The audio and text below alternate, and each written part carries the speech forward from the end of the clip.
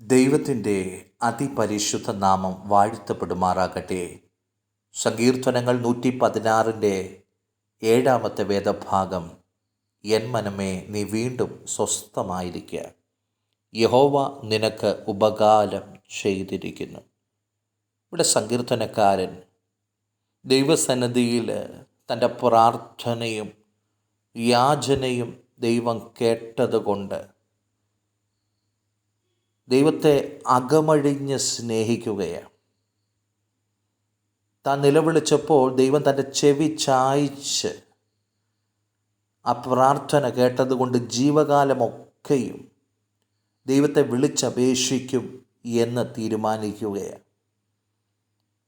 മരണപാശങ്ങൾ തന്നെ ചുറ്റി, പാതാള വേദനകൾ തന്നെ പിടിച്ചപ്പോൾ, കഷ്ടവും സങ്കടവും അനുഭവിച്ച സാഹചര്യത്തിൽ എൻ്റെ പ്രാണനെ രക്ഷിക്കണമേ എന്ന് നിലവിളിച്ചപ്പോൾ ആ നിലവിളി കേട്ട് ദൈവം തൻ്റെ കരുണ വെളിപ്പെടുത്തി.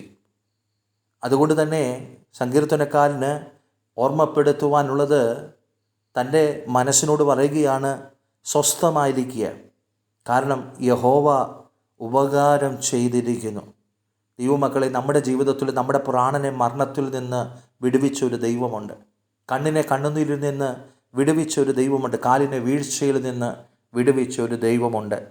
ജീവിതത്തിൻ്റെ കഷ്ടതയുടെ നടുവിൽ മരണവാശങ്ങൾ നമ്മളെ ചുറ്റിയ സാഹചര്യത്തിൽ ദൈവത്തിൻ്റെ മുഖത്തേക്ക് നോക്കി നിലവിളിച്ചപ്പോൾ കരുണ കാണിച്ചിറങ്ങി വന്ന് നമ്മെ സൗഖ്യമാക്കിയ വിടുവിച്ച ദൈവത്തിൻ്റെ സാന്നിധ്യത്തെ മറന്നു പോകരുത്.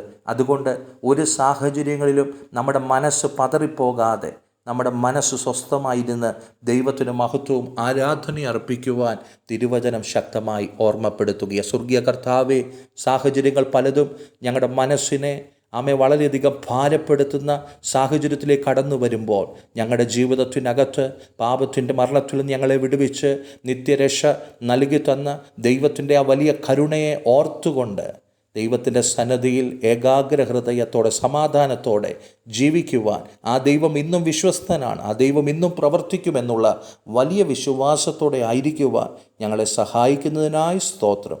യേശു കർത്താവിൻ്റെ നാമത്തിങ്കൽ തന്നെ. ആമേൻ.